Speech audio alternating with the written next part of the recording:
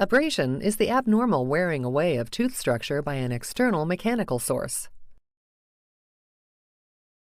The most common cause is an incorrect toothbrushing technique.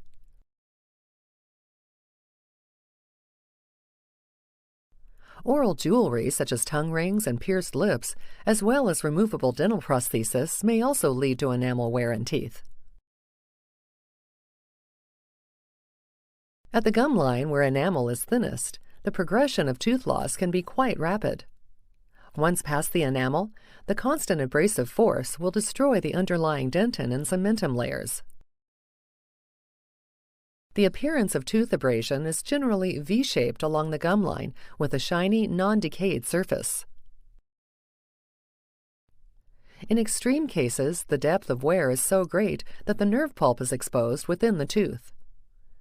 Modification of one's brushing technique and use of a soft bristle toothbrush is important to prevent further progression of the abrasion lesions.